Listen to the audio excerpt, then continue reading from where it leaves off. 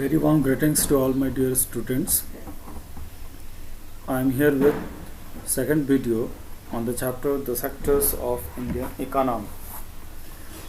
We have already gone through the classification on different bases, and we have discussed in detail, or we have classified the economy on the basis of economic activities.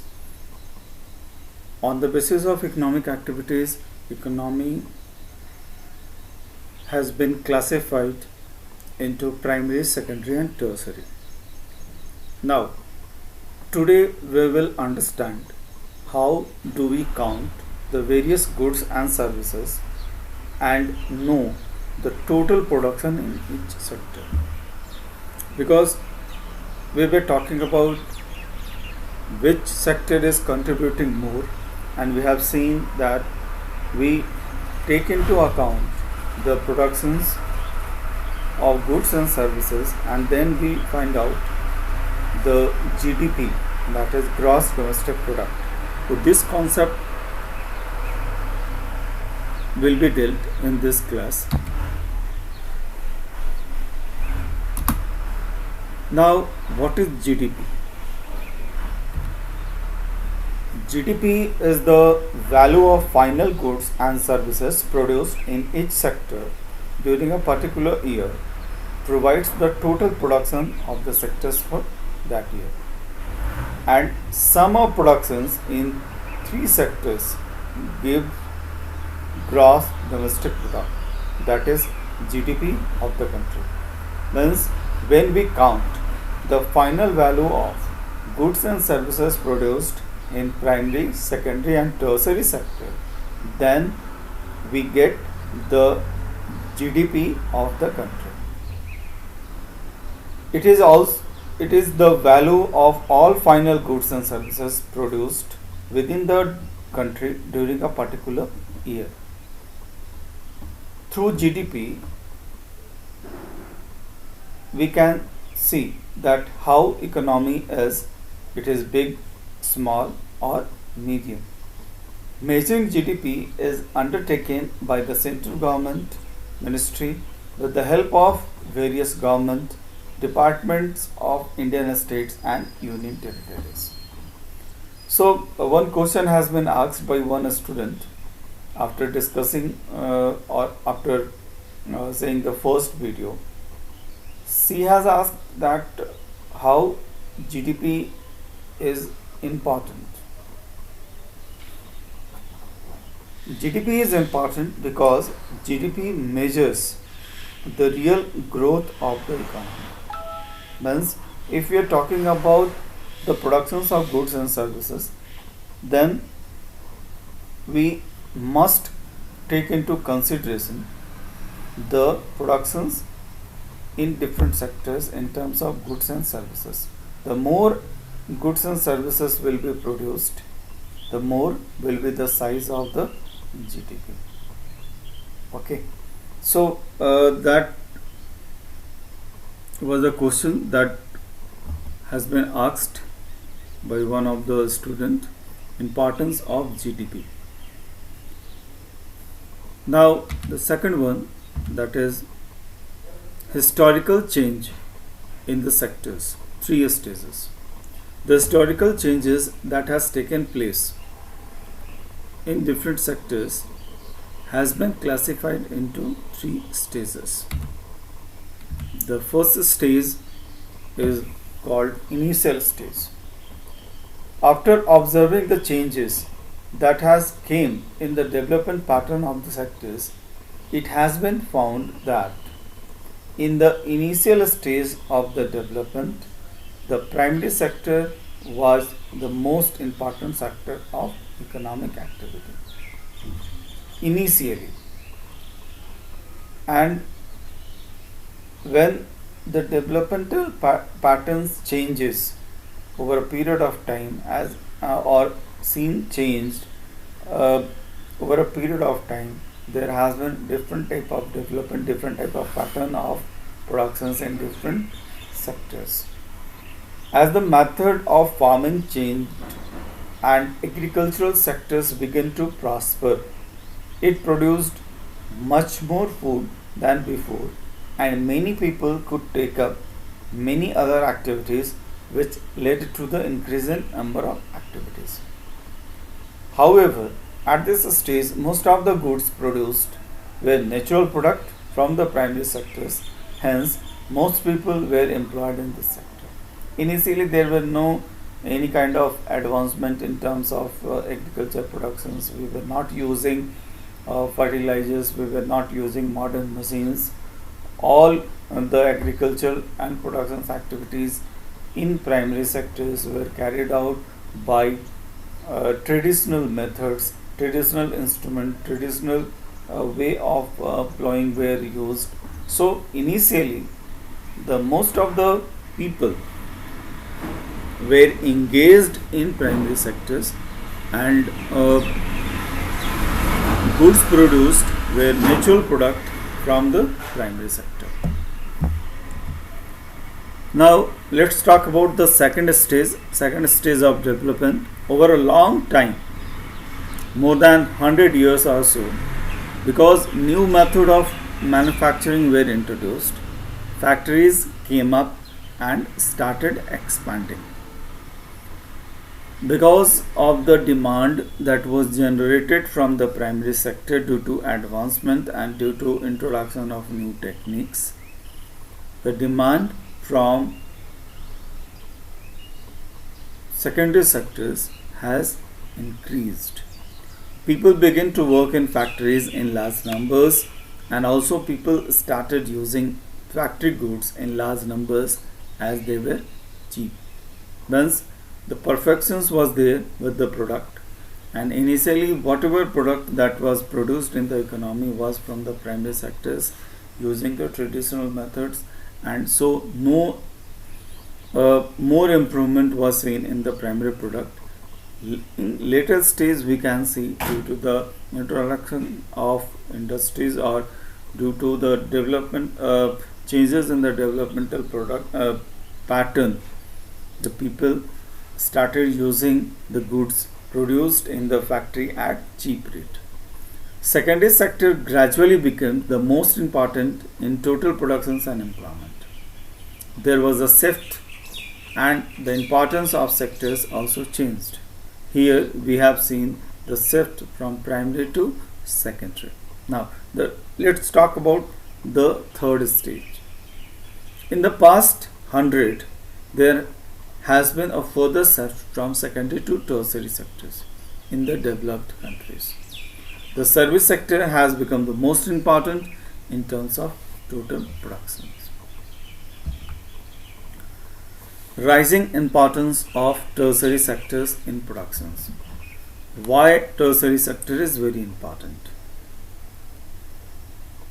Before going to discuss more about tertiary sectors, we must understood the fact, or we must understand the fact that tertiary sectors plays a very important role for the development of primary as well as secondary sector, because services which are required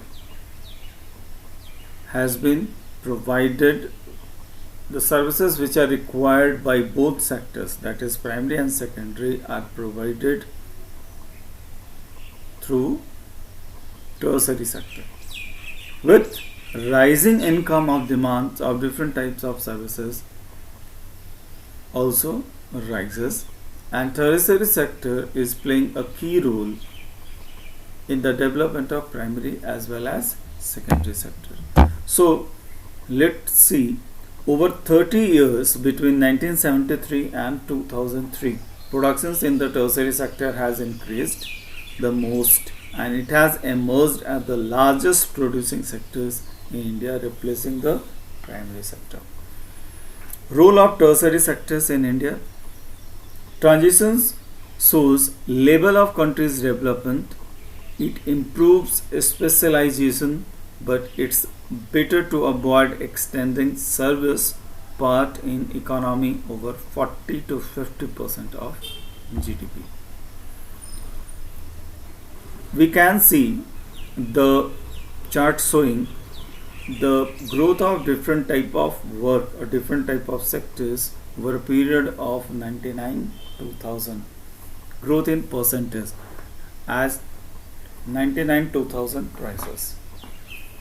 GDP at factor cost was 8.5 or in 1999 and 2000 8.9. Agriculture, forestry and fishing same level of 3.4. Mining and quarrying 3.1 3.4. Manufacturing has increased a bit from 10.7 to 11.3. Electricity, gas and water supply, it has reduced in fact. Construction also seen a decline.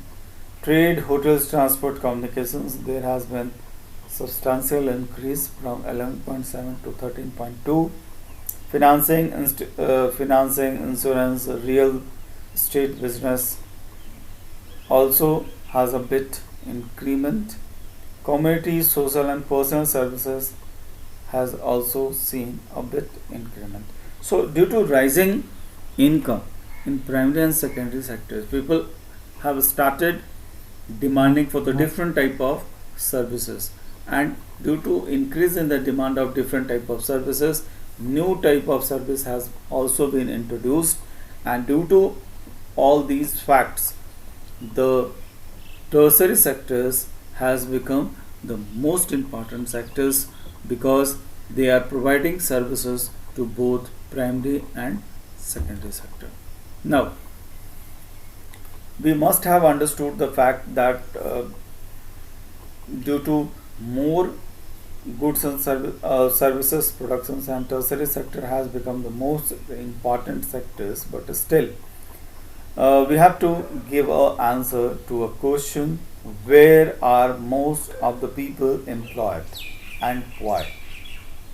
The primary sectors employs the largest number of people in India. It is because not enough jobs were created in the secondary and tertiary sectors.